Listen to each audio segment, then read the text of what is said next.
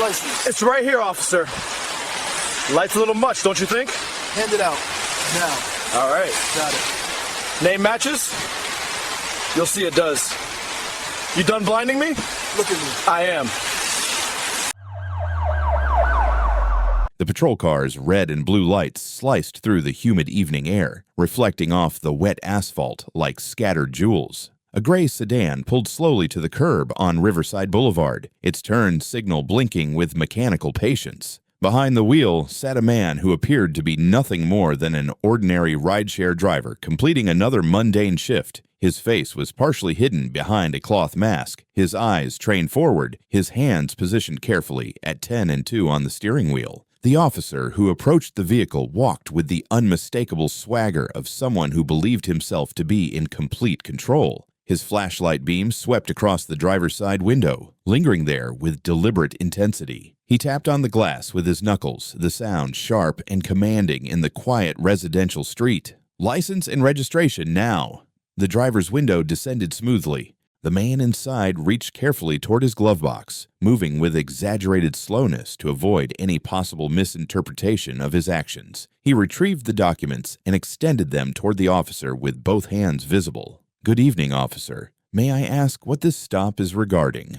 The flashlight beam shifted, now aimed directly into the driver's eyes. The officer leaned closer, his face a mask of cold appraisal. "I'll ask the questions here. You just answer them." What happened next would eventually become one of the most talked about incidents in the history of the Meridian Falls Police Department. But to understand how this seemingly routine traffic stop became a defining moment of accountability and justice, we need to go back several months. We need to understand who was really sitting in that driver's seat and why he had put himself there in the first place. This is a story about power, prejudice, and the extraordinary lengths one man went to in order to expose corruption within his own organization. If you appreciate these kinds of in-depth examinations of real accountability in action, I encourage you to stay with me until the very end. This one is going to stay with you. Marcus Reeves had dedicated the better part of his adult life to law enforcement. He joined the Meridian Falls Police Department 23 years ago, starting as a patrol officer walking the downtown beat. The city was different back then, smaller and more intimate. The kind of place where officers knew the names of the shopkeepers on their routes and waved to kids walking home from school. Marcus rose through the ranks with a combination of sharp instincts, genuine dedication, and an unwavering commitment to doing the job the right way.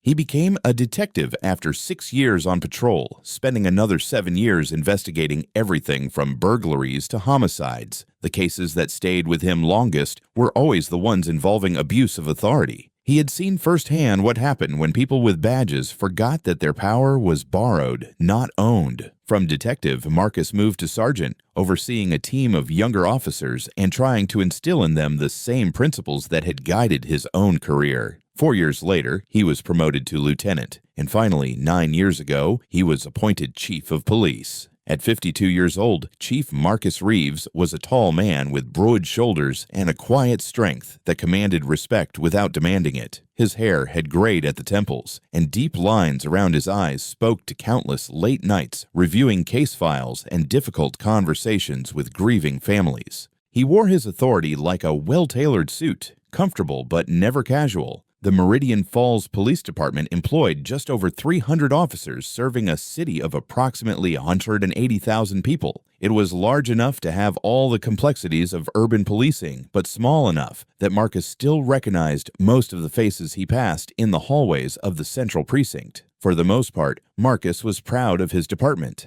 The overwhelming majority of his officers were good people doing difficult work with integrity. They showed up for their shifts, treated citizens with respect, and went home at the end of the day knowing they had made their community a little bit safer. But Marcus was not naive. He understood that in any organization of this size, there would always be individuals who fell short of the standards. The challenge was finding them, documenting their misconduct, and removing them before they caused irreparable harm. Which brings us to Officer Derek Holloway. Holloway had been with the department for just over 6 years. On paper, his record appeared unremarkable. No major disciplinary actions, acceptable performance evaluations, and a reasonable arrest record. He worked the night shift in the Riverside District, a mixed neighborhood that had undergone significant demographic changes over the past decade. What troubled Marcus Reeves was not what appeared in Holloway's official file, but what existed in a different folder entirely. Over the past 4.5 years, the department had received 17 formal complaints against Officer Holloway. Every single one of these complaints came from Black or Hispanic drivers who had been stopped by Holloway during routine traffic patrols. The patterns in these complaints were strikingly consistent. Drivers described being pulled over for minor or questionable infractions.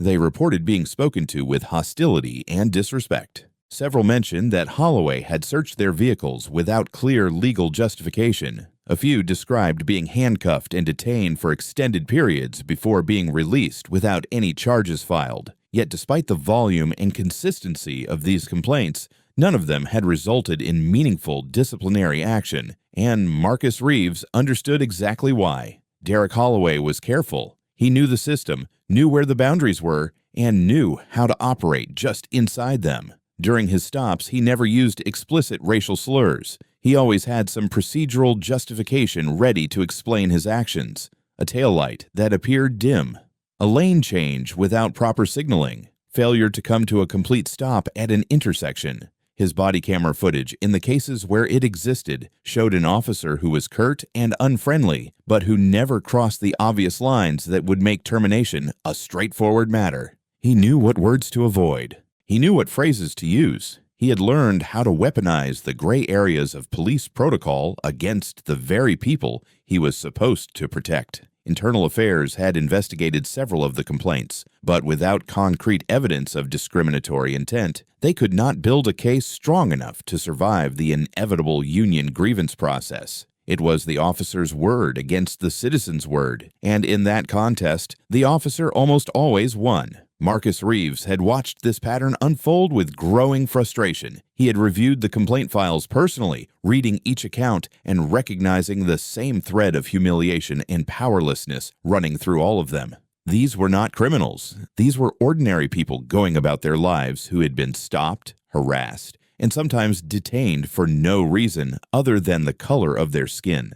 The most recent complaint had arrived on his desk 11 weeks before that fateful evening on Riverside Boulevard. A 58-year-old retired postal worker named William Chen, who happened to be Black, described being stopped by Holloway on a quiet Sunday afternoon. According to Mr. Chen, Holloway had claimed that his vehicle registration appeared suspicious and demanded that he step out of the car. Mr. Chen was made to wait on the sidewalk for 45 minutes while Holloway supposedly verified his information. No citation was issued. No explanation was given for the delay. Mr. Chen described the experience as humiliating and frightening. Marcus had read that complaint 3 times, his jaw tightening with each reading. He thought about his own father, who had been a bus driver in this same city for 30 years, and how he would have felt being treated that way on a peaceful Sunday afternoon. He thought about all the other complaints, all the people who had probably experienced similar treatment, but had not bothered to file formal reports because they assumed nothing would come of it. And he made a decision. If the system could not catch Derek Holloway through traditional means, then Marcus Reeves would have to find another way. He would have to see for himself what happened when Holloway encountered a Black driver on a quiet street with no witnesses and no oversight. He would have to go undercover. Let me pause here and ask you something. How many times have you heard stories about bad officers getting away with misconduct because nobody could prove it? How many times have you wondered what would happen if someone with actual authority experienced it firsthand? Think about that as this story continues to unfold, and let me know your thoughts in the comments. The plan Marcus developed over the following weeks was unlike anything he had ever attempted in his career. As chief of police, he had access to resources and information that would make such an operation possible, but he also had to be extraordinarily careful. If word got out about what he was doing, the entire effort would be compromised. Holloway would be warned, either directly or through the departmental grapevine, and he would be on his best behavior until the heat died down. Marcus could not involve the Internal Affairs Division. Their procedures required documentation, oversight, and notifications that would inevitably leak. He could not bring in other officers to assist because even one careless comment in a locker room could reach the wrong ears. Instead, Marcus confided in only two people. The first was City Attorney Denise Watkins, whose guidance was essential to ensure that whatever evidence he gathered would be legally admissible and could not be challenged as entrapment. The second was his wife of 28 years, Linda Reeves, who listened to his plan with a mixture of concern and quiet pride. "You're really going to do this?" Linda had asked him that night in their kitchen, her hands wrapped around a cup of coffee that had gone cold during their conversation. "Someone has to," Marcus replied, "and I'm the only one who can." Linda had studied his face for a long moment, seeing the determination there, the same quality that had drawn her to him all those years ago. "Then you be careful. You come home to me." The legal framework required meticulous attention. City Attorney Watkins explained that for the evidence to be usable, Marcus would need to establish himself in his undercover role before any interaction with Holloway occurred. He could not simply drive past Holloway and get pulled over. That might look like he had engineered the encounter, which could support an entrapment defense. Instead, Marcus would need to actually become a rideshare driver. He would need to obtain a legitimate license, complete the required background check, and actually transport passengers for a sufficient period to establish that he was genuinely operating in that capacity. Only then could any stop by Holloway be seen as a naturally occurring event rather than a manufactured confrontation. Marcus spent 3 weeks preparing. He registered with a rideshare platform under his wife's maiden name, using a secondary email address and phone number. He purchased a used gray Honda Accord in cash, selected specifically because it was the most common and unremarkable vehicle he could find. The car was old enough to have some wear, but new enough to be reliable, exactly the kind of car a part-time rideshare driver might operate. He changed his appearance significantly. He grew a beard for the first time in his adult life, letting it fill in until it substantially altered the shape of his face. He began wearing glasses with clear lenses, a simple change that nevertheless affected how others perceived him. Most importantly, this all took place during a period when cloth masks were still commonly worn in public, which meant he could cover the lower half of his face without attracting any suspicion. The voice was another consideration. Marcus naturally spoke with a certain command presence, the product of decades addressing officers, city council members, and press conferences. For his undercover role, he practiced speaking more softly, more tentatively, with subtle changes in his cadence that would make him seem like an ordinary working person rather than a man accustomed to authority. He began driving for the rideshare platform on weekends, specifically during the evening hours when Holloway typically worked. His route focused on the Riverside district, picking up passengers heading to and from restaurants, visiting friends, or making their way home from late shifts. Marcus kept detailed logs of every ride, every passenger, every pickup, and drop-off location. To his passengers, he was just another driver trying to make some extra money. They chatted with him about the weather, about sports, about the minor dramas of their daily lives. A few asked him questions about himself, and he answered with vague pleasantries about being semi-retired and keeping busy. None of them had any idea that the quiet man behind the wheel ran the police department that patrolled their streets. For 14 nights, Marcus drove without incident. He saw Holloway's patrol car twice during that period, parked in different locations along the commercial strip, but there was no interaction. Marcus understood that patience was essential. He could not force the encounter. It had to happen naturally, or the entire operation would be legally vulnerable. On the 15th night, the temperature had dropped enough that Marcus was wearing a heavier jacket over his plain gray shirt. The streets were slick from an earlier rain, the pavement reflecting the glow of streetlights and neon signs. He had just completed a drop-off on Whitmore Avenue when he noticed the patrol car in his rearview mirror. The vehicle was about 200 feet behind him, maintaining a steady distance. Marcus felt his pulse quicken, but kept his driving absolutely normal. He signaled his turns precisely. He came to complete stops at every sign. He stayed exactly at the speed limit as he made his way down Riverside Boulevard toward the quieter residential section. The patrol car followed. For nearly 7 minutes, Marcus drove with the squad car behind him. He passed through 2 intersections, made 1 left turn, and the patrol car matched every movement. He could see the silhouette of the officer behind the wheel, watching, waiting. Then the lights came on. The red and blue flash filled his mirrors, and Marcus felt something he had not experienced in many years. He felt what it was like to be an ordinary black man being pulled over by the police at night on a quiet street, not knowing what would happen next. He pulled to the curb, his heart beating steadily, but his mind racing through everything he had prepared for this moment. Marcus turned off the engine and placed both hands on the steering wheel, fingers spread wide where they would be clearly visible. He took a slow breath, centering himself. Whatever happened next, he needed to remain calm. He needed to let Holloway's actions speak for themselves. The officer took his time getting out of the patrol car. Marcus could hear the door open and close, could hear the footsteps approaching on the wet pavement. He watched in his side mirror as the figure grew closer, flashlight already in hand. The beam hit his window first, sweeping across the interior of the vehicle in a searching pattern. Then the knuckles rapped against the glass with that sharp, commanding sound. Marcus lowered the window. License and registration, now. The voice was flat, cold, and devoid of any warmth. There was no greeting, no explanation, nothing that resembled the professional courtesy Marcus trained his officers to show. "Good evening, officer. May I ask what this stop is regarding?" The flashlight beam shifted directly into Marcus's eyes, making him squint. He could not clearly see Holloway's face behind the glare, but he could feel the hostility radiating from him. "I'll ask the questions here. You just answer them." Marcus reached slowly for the glove box, narrating his movements as he had instructed countless citizens to do.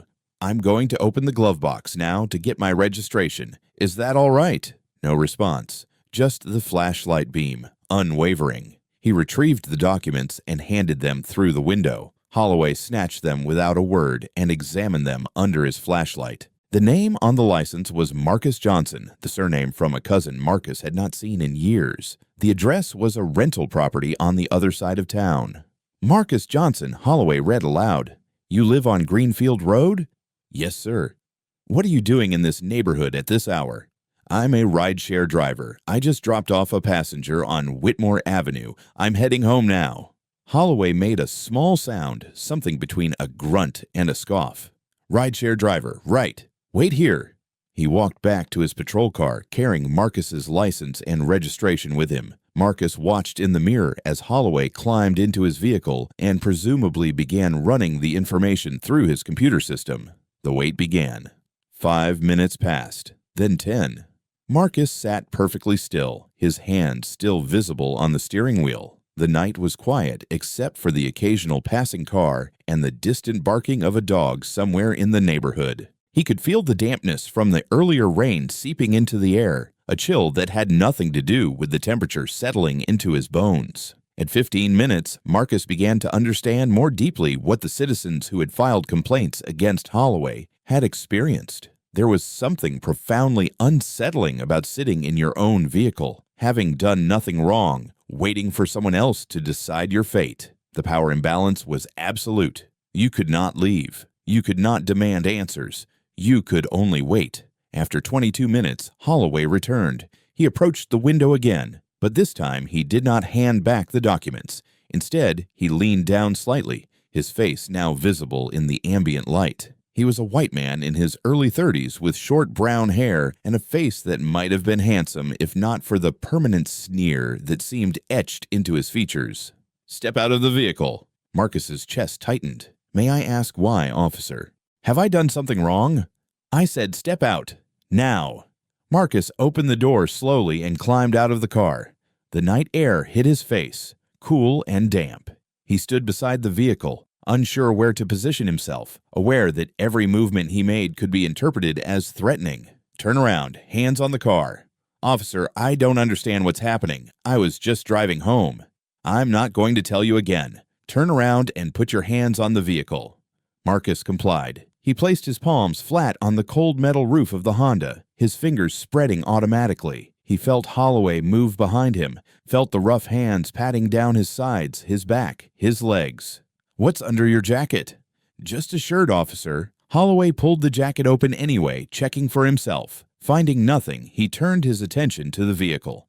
"I'm going to search your car." Marcus felt a flicker of anger, but kept his voice level. "Do you have a warrant or probable cause for a search?" Holloway stepped closer, his voice dropping to something just above a whisper. I have all the probable cause I need. You want to make this difficult? I can make it very difficult. I'm not trying to make anything difficult. I'm just asking about my rights. Your rights? The words came out like a curse. Yeah, I bet you know all about rights. Turn around. Keep your hands where I can see them.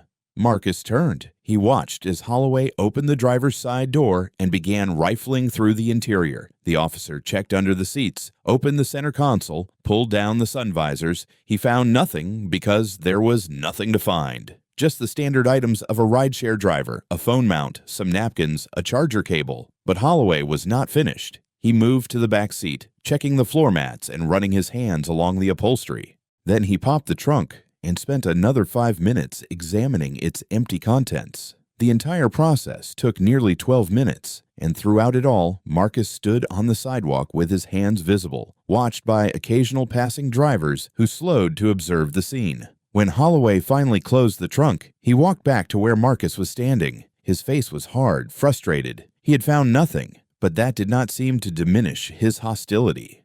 "Where did you really get this car?" "I bought it about 3 months ago. I have the title at home." "You bought a car just to drive for some app?" "I needed reliable transportation for the work." Holloway studied him for a long moment. The streetlight caught his eyes, and Marcus saw something cold there, something that went beyond simple suspicion. This was contempt, plain and unmasked. "Tell you what, Marcus, I'm going to run your vehicle identification number. If anything comes back wrong, and I mean anything, you and I are going to have a much longer conversation." He walked back to his patrol car once more. "I want to stop here and acknowledge something important. What you're hearing is a reconstruction of events based on documented accounts and recorded footage. But the experience itself, the waiting, the uncertainty, the complete powerlessness, that is something millions of people have lived through. Let me know in the comments if you've ever been in a situation where someone with authority treated you as guilty until proven innocent. Your stories matter." The second wait lasted 18 minutes. Marcus stood beside his car the entire time, the damp chill seeping through his clothes. A few more cars passed, their headlights sweeping across him briefly before moving on. He wondered what they saw. A black man being detained by police on a quiet residential street. Did they assume he had done something wrong? Did they feel sorry for him? Did they even think about it at all? When Holloway returned for the third time, his demeanor had shifted slightly. There was still hostility, but now it was tinged with something else. Frustration, perhaps, or irritation that his fishing expedition had yielded nothing. "All right, your car is clean. Your license is valid, but I'm going to give you some advice." He stepped closer, close enough that Marcus could smell coffee on his breath. "Find a different neighborhood to drive in. The people around here don't want your type cruising their streets at night, understand?" "My type?" Holloway smiled, but there was no warmth in it. "Don't play stupid. You know exactly what I mean. Now take your documents and get out of here. And the next time I see you in this area, things won't go so smoothly." He thrust the license and registration toward Marcus, who took them carefully. For a long moment, the two men stood facing each other. Marcus felt the weight of everything that had just happened, all the small violations that had accumulated over the past 45 minutes into something that could not be dismissed or explained away. But he was not finished yet. The hardest part was still to come. "Officer, I have a question before I leave." Holloway's eyes narrowed. "What?" "I was just curious. Do you stop many rideshare drivers in this neighborhood?" "That's none of your business. It's just that I've been driving here for a couple of weeks now, and I've noticed your patrol car seems to follow certain vehicles more than others. I was wondering if there's a reason for that." Holloway took a step forward, his face hardening. "Are you accusing me of something?"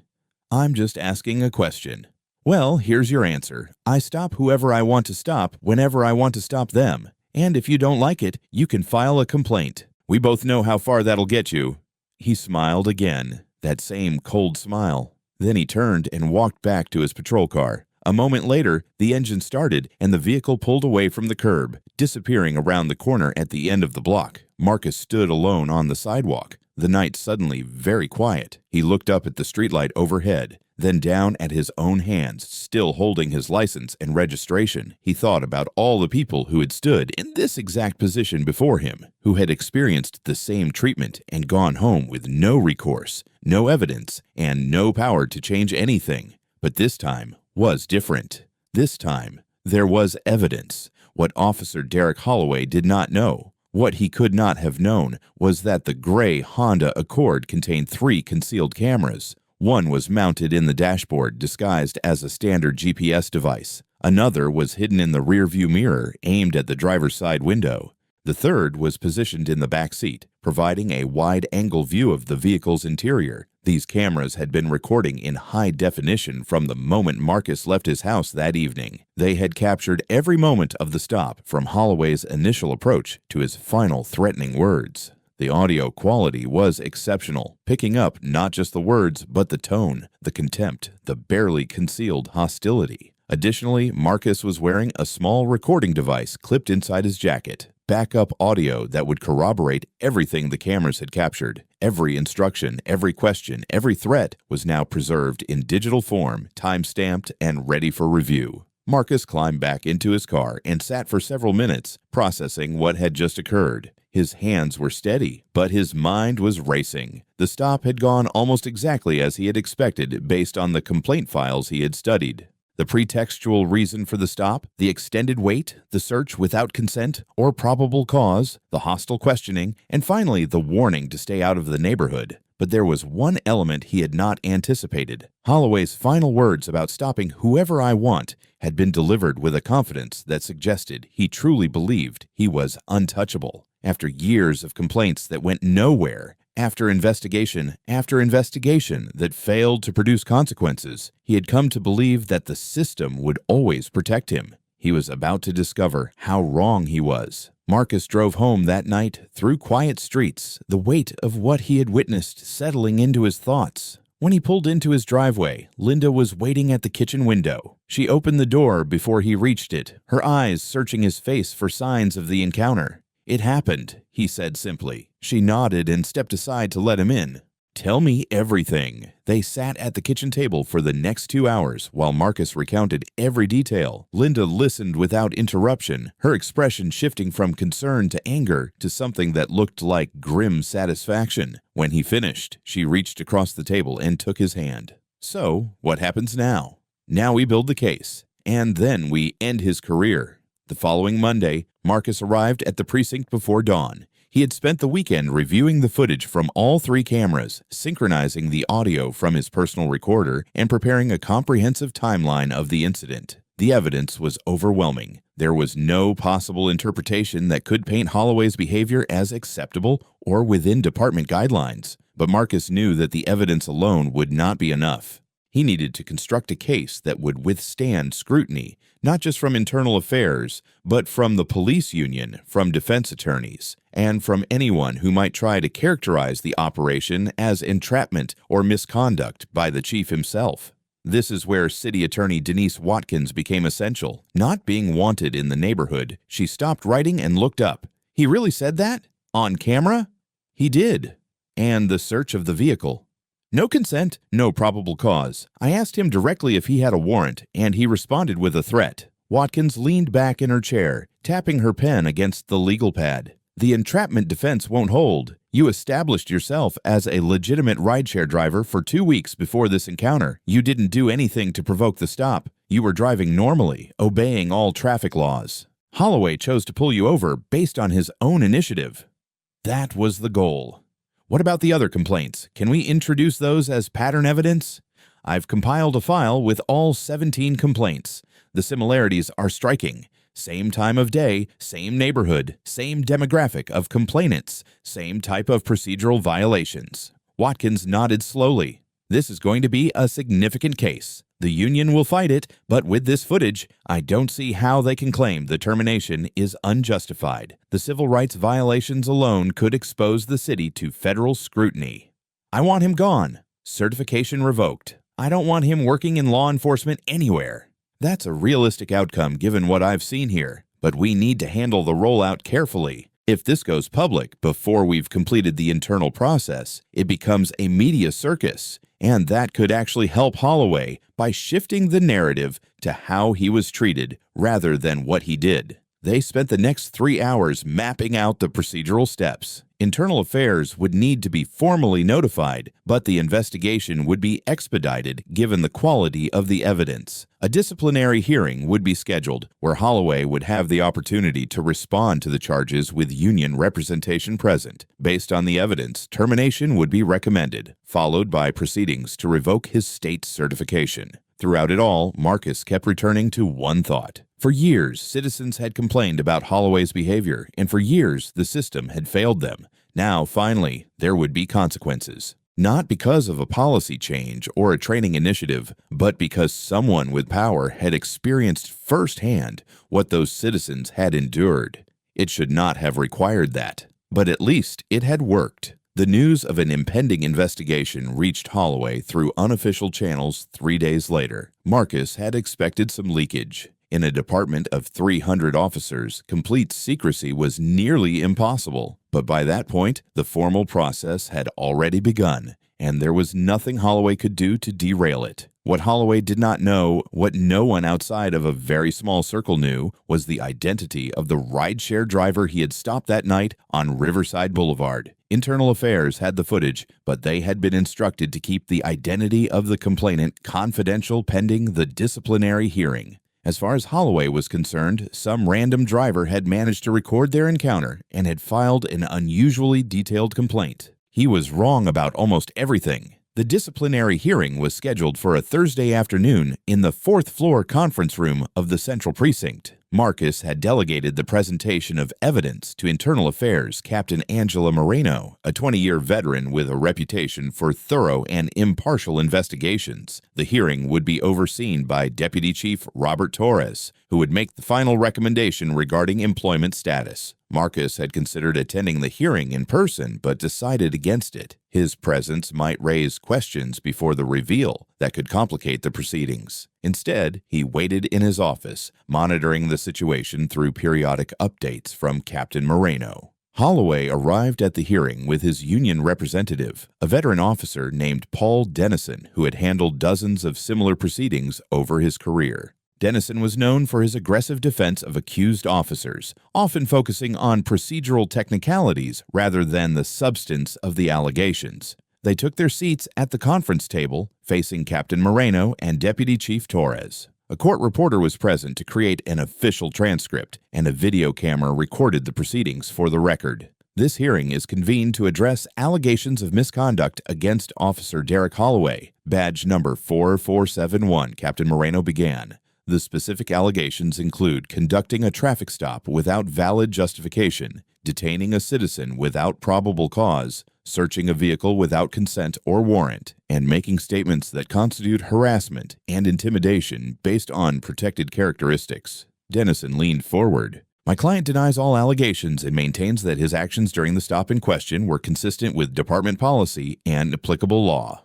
We will review the evidence and allow Officer Holloway to respond. Captain Moreno continued. The primary evidence consists of video and audio recordings from the encounter. She pressed a button, and the footage began to play on a screen at the end of the room. For the next 40 minutes, everyone in that conference room watched the entire traffic stop unfold. They saw Holloway approach the vehicle with his flashlight aimed directly at the driver's face. They heard him demand documents without explanation. They watched the extended waits while the driver sat helplessly on the roadside. They observed the search of the vehicle despite the driver's clear question about probable cause. And they heard, with perfect clarity, Holloway's final words about your type not being wanted in the neighborhood. When the footage ended, the room was silent. Dennison's face had gone pale. He had represented many officers in disciplinary proceedings, and he knew how to spin ambiguous situations in his client's favor. But there was nothing ambiguous about what they had just witnessed. The footage was damning from beginning to end.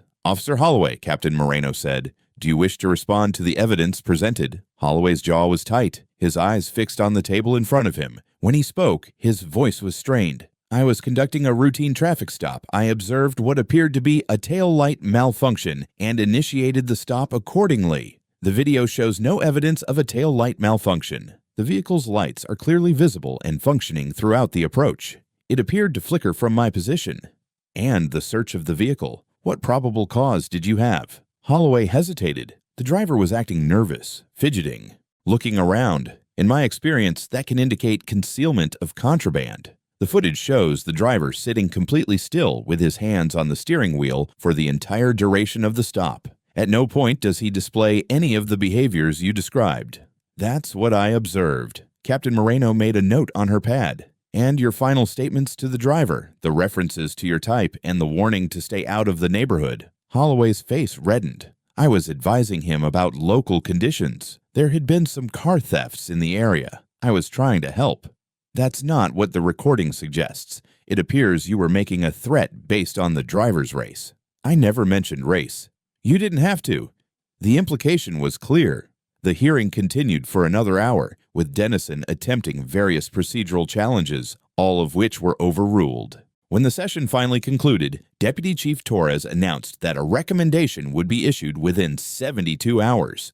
But everyone in that room already knew what the recommendation would be. There was, however, one more piece of the process that had not yet occurred, and it was the part that Marcus had been waiting for since that night on Riverside Boulevard. The following morning, Officer Derek Holloway was summoned to the chief's office. He arrived at 9 o'clock, escorted by a member of the Internal Affairs team. He had not slept well the night before. The footage from the hearing had shaken him more than he wanted to admit. For the first time in years, he was beginning to realize that the protection he had always relied upon might not be there anymore. The door to the chief's office was closed. The escort knocked, and a voice from inside called out for them to enter. Holloway stepped through the doorway and froze. Chief Marcus Reeves was seated behind his desk, dressed in his full uniform. His badge gleamed under the overhead lights. His nameplate was positioned precisely at the edge of his desk, facing the door. But it was the face that stopped Holloway cold. The beard was gone.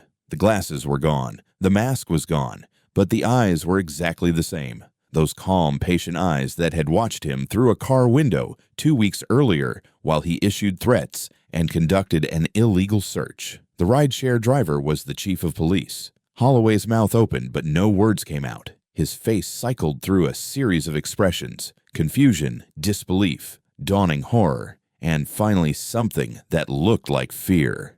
"Have a seat, Officer Holloway," Marcus said quietly.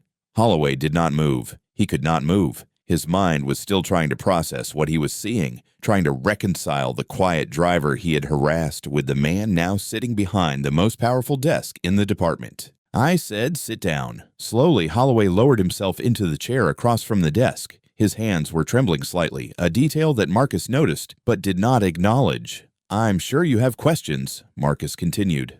"I'll answer them. But first, I want you to understand something. I read every complaint that was filed against you over the past 4.5 years. 17 citizens took the time to document their experiences with you. 17 people described being stopped without cause, searched without justification, and treated with contempt. And until 2 weeks ago, not a single one of those complaints resulted in meaningful consequences for you." Holloway found his voice, though it was barely above a whisper.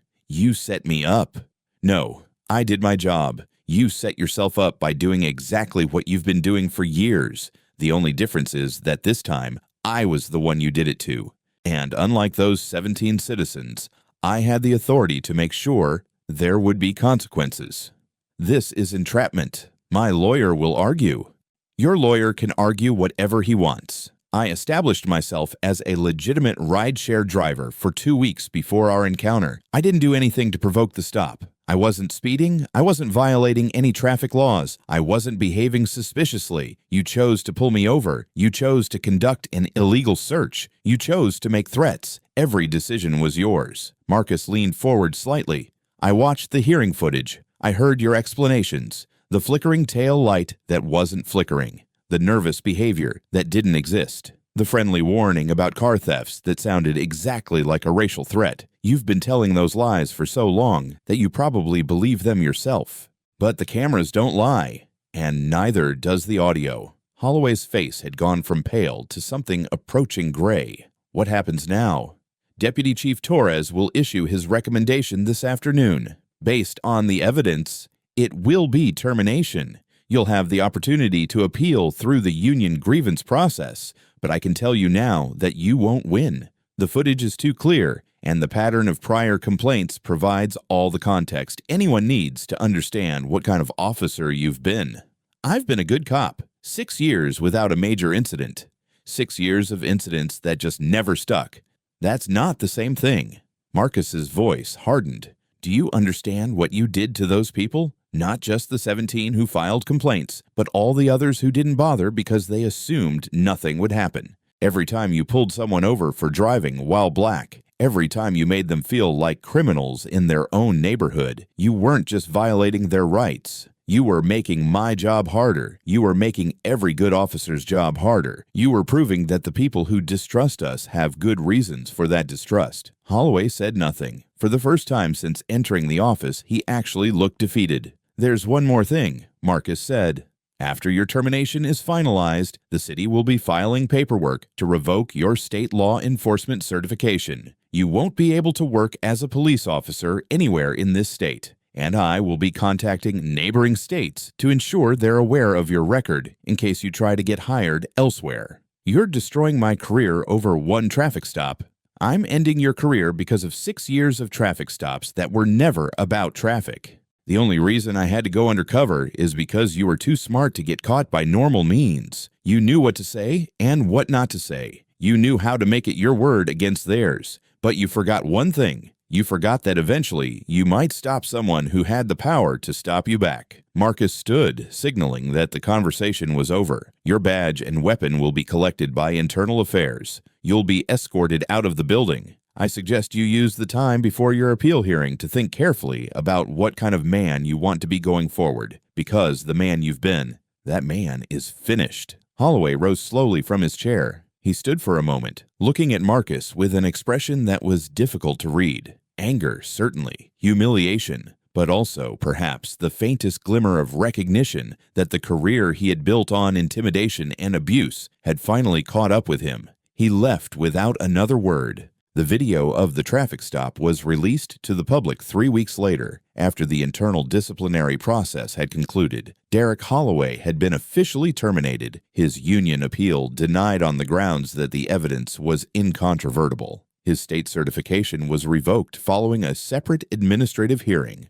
but the story did not end with his termination. When the footage went public, it spread rapidly across local news channels and then to national outlets. The image of a police chief going undercover as a rideshare driver to catch a racist officer in his own department captured something powerful about accountability and leadership. It demonstrated that change was possible when people in positions of authority were willing to take personal risks to expose wrongdoing. The public reaction was overwhelmingly supportive. Comment sections filled with messages from people who had experienced similar treatment and finally felt validated. Others praised Marcus Reeves for demonstrating the kind of leadership they wished more officials would show. Civil rights organizations cited the case as an example of how internal reform could work when properly motivated, but there was criticism too. Some argued that the undercover operation was itself a violation of protocol, that Marcus had bypassed normal oversight mechanisms to conduct what amounted to a personal investigation. Others questioned whether the same standards would apply to officers who weren't caught on camera, or whether this was an isolated case of accountability that would not be replicated elsewhere. Marcus Reeves addressed these concerns in a press conference held on the steps of the Central Precinct. He stood in front of a crowd of reporters, his expression serious but composed.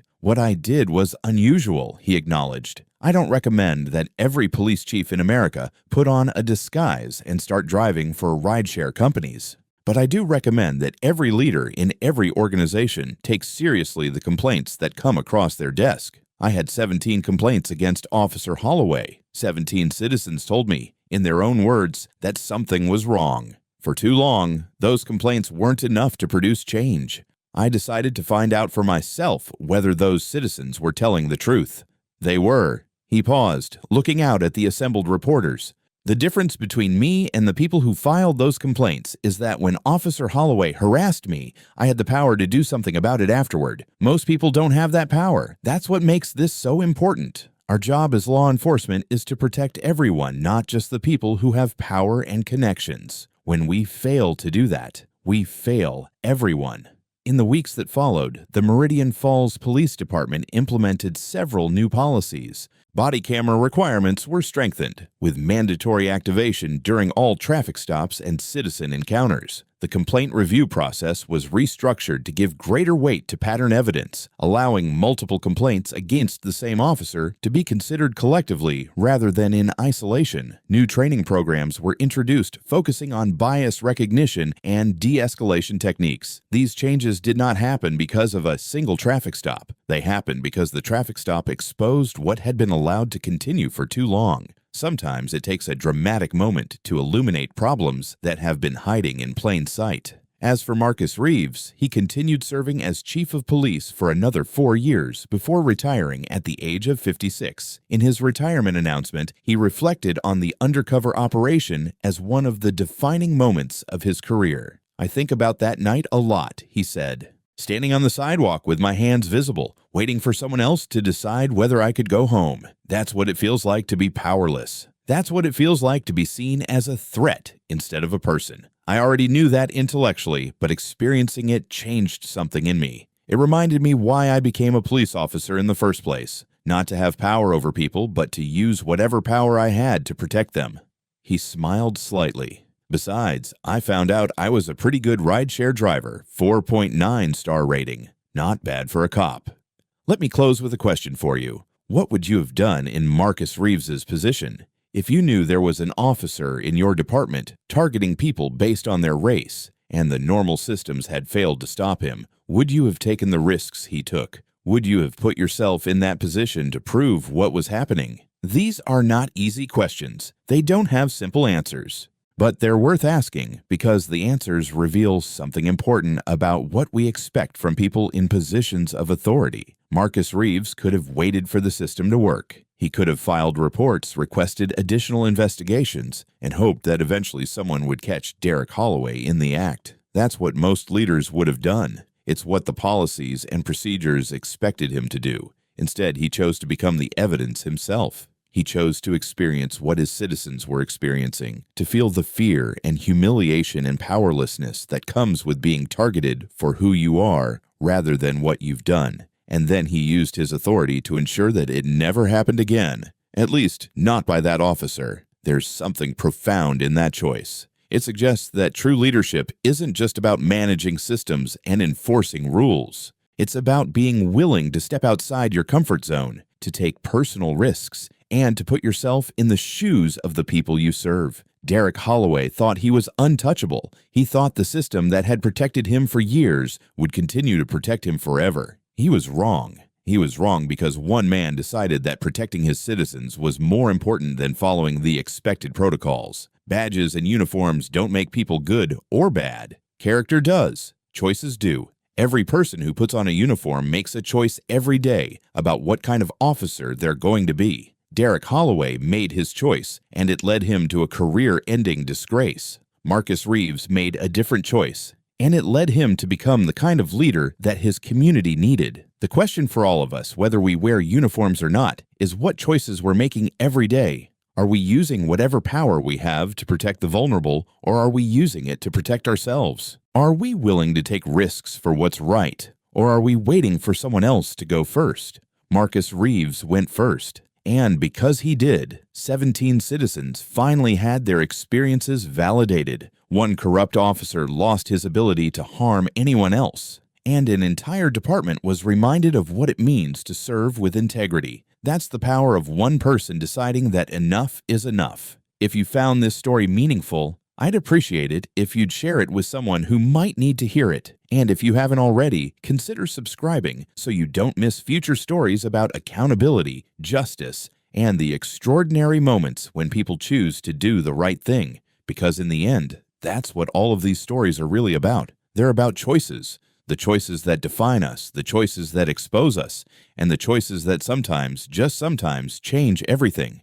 Thank you for watching until the end. This story matters because the issues it raises matter. Racial profiling didn't end when Derek Holloway lost his badge. It continues in communities across this country, in traffic stops that are never recorded, in complaints that are never filed, in experiences that are never believed. But every story like this one chips away at the wall of silence and impunity. Every time someone in power holds someone else in power accountable, it sends a message. It says that the rules apply to everyone. It says that citizens' complaints deserve to be taken seriously. It says that the badge is not a shield against consequences, but a responsibility to earn the public's trust every single day. Marcus Reeves understood that. He understood that his job wasn't just to run a police department, but to make sure that department served everyone equally. When he realized that wasn't happening, he didn't just issue a memo or schedule a training session. He did something that required personal courage and sacrifice. He put himself in the line of fire to prove what was happening and to make sure it stopped. That's leadership.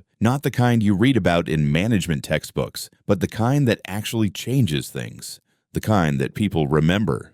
So the next time you hear someone say that systems can't be reformed from within, think about this story. Think about a police chief who grew a beard, put on glasses and a mask, and spent 2 weeks driving strangers around a city he had sworn to protect. Think about how he sat quietly on that roadside, hands on the steering wheel, while an officer who had no idea who he was treated him like a criminal for the color of his skin. And then think about what happened next. The footage, the hearing, the termination, the certification revocation, the policy changes, the press conference, the message sent to every officer in that department, and beyond that, this behavior would not be tolerated. Change is possible. It's not easy. It requires courage and persistence, and sometimes personal risk. But it's possible. Marcus Reeves proved it. And every time someone with power chooses to use that power for justice rather than convenience, they prove it again. What will you prove? What choices will you make? Let me know in the comments.